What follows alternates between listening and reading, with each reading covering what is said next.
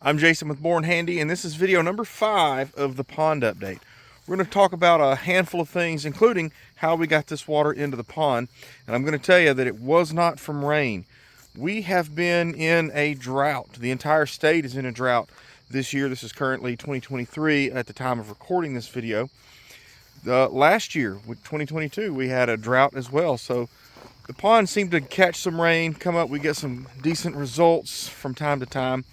But we just haven't had enough of a consistent rainy season to keep the pond filled up. So we did have to go with some alternative methods in order to get some water in the pond.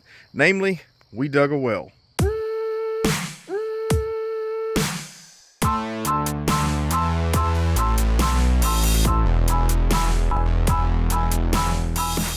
In case you missed the last video, one of the steps that we took before digging the well was, one, we had to acknowledge that the pond was not in the most optimum position on the property, in that it wasn't on the lowest portion of the property, but I did have some level of water runoff, but I was missing about 2 acres of water that was being cut off by the driveway. So we added a cut through in the road and caught that water with a culvert and diverted a bunch of water into the pond, but that only helps when we have major rain events. Another step we took way early on, before we even dug the culvert, was to add some fish to the pond. Now, it's a very fair question to ask, why you would put fish in a pond that you don't think is holding water. And the answer to that comes down to just some advice that I got from a handful of different old farmers. And their suggestion was, look, if your pond doesn't hold water at all, this solution is not for you. But if your pond will hold a little bit of water, sometimes getting the biological activities started in the soil itself, so that the fish waste, the rotting plant material, the bacterial colonies themselves, all of these components will help to sort of seal in the individual grains of soil and kind of help to stop that water from passing through quite as quickly. And you end up in a situation where your pond seals itself the natural way, so to speak. Something pretty interesting did happen, and this is the first time this has happened, and I actually think it's because this is the first time the pond has been this full with water that was clear. Traditionally, when we've seen the pond have this much water in it, it's been from large single rain events, and it washed a bunch of silt into the pond, kind of eroding the dams of the pond in as it was filling in. And I think that murky water prevented algae from growing. But what we saw is the pond very early on was crystal clear. And of course it would be. We're putting crystal clear water from out of a well into the pond. But that clear water eventually kind of began to give way to sort of cloudy. And then it became green cloudy. And then I didn't know if that was just going to be the color of the pond. A lot of ponds around here tend to be brownish cloudy, greenish cloudy. But after about 4 days of this extremely green water, we saw a very rapid turnaround, and we had this clear water again. Now, I suspect that this green water is also part of a larger biological cycle. It's very common that you hear about cycling an aquarium when you first set up an aquarium, and the same thing should happen in large bodies of water as well. So I'm thinking that this was just part of that water cycle, that pond maturing. And it's also part of that bio slime that helps to seal the pond. One of the other things that I tried, I went and I bought a whole pallet of bentonite clay. So if you're not familiar with bentonite clay, it's a volcanic clay that is extremely good at sealing ponds. The right way, would have been to over dig this pond a little deeper than we wanted, line it with a layer of bentonite clay, and then pack down the native soil on top of that, so as to protect that clay from burrowing animals and that sort of thing. But the fact is, there were plenty of ponds around here that had native soils and seemed to be holding water pretty well. Having the bentonite clay brought in and doing it this way was going to double the price of the pond. As far as adding bentonite clay to a pond that has water already in it, the right way would be to drain the pond and start from scratch. That was just going to be cost prohibitive. So I thought I'll go buy a pallet of this stuff to the tune of about $850. And I'll attempt to spread this stuff out. It expands dramatically. The idea being, if I can get some out there and let it sink, it'll expand, and hopefully seal up if we can find the leak. Some people say that this stuff will migrate over and find its way to the leak and seal it.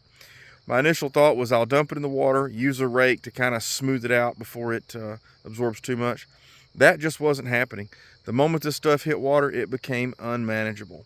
So I ended up with just mounds of bentonite clay along one of the edges. You can see the mounds of bentonite clay here. It's this lighter colored area, and it does look like maybe some of this stuff has begun to kind of migrate its way down into the deeper section of the pond, although I haven't gone swimming down there to check and verify that, but it does appear that way. Now, that being said, there's a couple of things that were beginning to concern me. So first of all, this was a significant investment. This cost about $25,000 to have it dug. And then having the droughts that we've had, I began to notice some cracks in the dam. Now, these cracks were not formed as a result of water pushing on the dam. These cracks actually began to develop, well, there was no water in the pond. So this is literally just a product of the soil drying out and shrinking.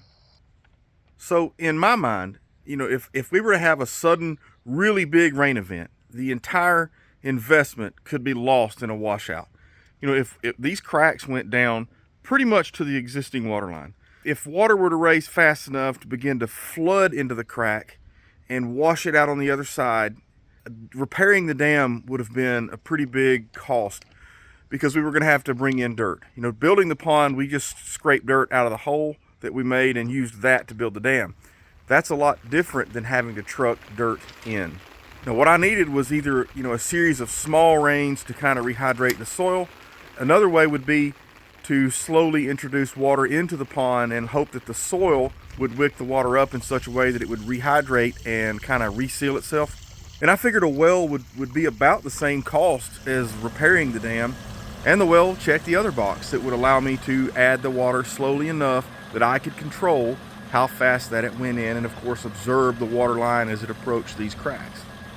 And just like I'd hoped, as the water line came up, you could see the soil around the dam wicking up this water, a foot, 18 inches high. And as the soil in the dams would become saturated, these cracks closed right back up just like zippers. Turning the well on, we saw pretty good progress fairly quickly. We could pretty easily mark about 4 inches per day of water as it would come up in terms of water depth. Here are the first moments that I actually turned on the water and allowed the water to begin flowing toward the pond.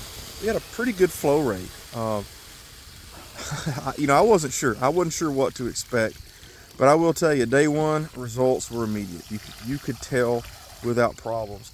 I was monitoring it, every day I would come back and check. And then after a period of time, instead of daily, I began to kind of mark weekly.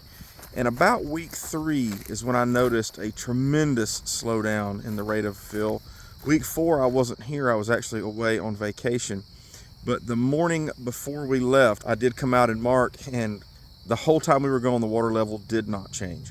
And in fact, turning the well off for 12 hours gave me 2 inches of drop. So that is way more of a leak rate than we should have. What we're going to try at this point is we're going to try the Shalex Dammit Pond Sealer. I don't want to do the entire pond all at once. I'm probably going to do this in thirds, maybe halves. I'm not certain how I'm going to approach it yet. But we are going to have to go that route, because what we're seeing right now is all the well can do is maintain. We're putting a lot of water into this pond, and to not see the levels come up, that is concerning. So at the end of the video, we'll kind of summarize what we did again. So step 1, we added some fish. Our pond was kind of holding water. The theory was the biological processes that the fish bring will help to create a biological slime that helps to seal the soil. And although I think we did get some benefit from it, it wasn't enough. Step 2, we added the cut through to allow me to get that missing 2, maybe 2.5 acres of water runoff that I wasn't getting into the pond. Now we were getting, but that only helped during significant rain events. I tried some bentonite clay, but even though that is the right product, I tried it in the wrong way. And so although I'm sure I got some benefit out of it, overall I'm going to have to say that was a bust. Then of course, with the 2 years of drought and the cracks developing in the dam, we saw it necessary to do something pretty drastic, and we added the well. The well has brought the biggest success with the pond so far, but we're still not out of the woods, and so in the next video, we're going to talk about the Dammit Pond Sealer. So, if you are enjoying this video series, I am asking for your subscription. It helps to support the channel, and it helps to support me, and it helps me to continue to make these videos. Until next time, this is Jason with Born Handy, crossing my fingers for a full pond by springtime.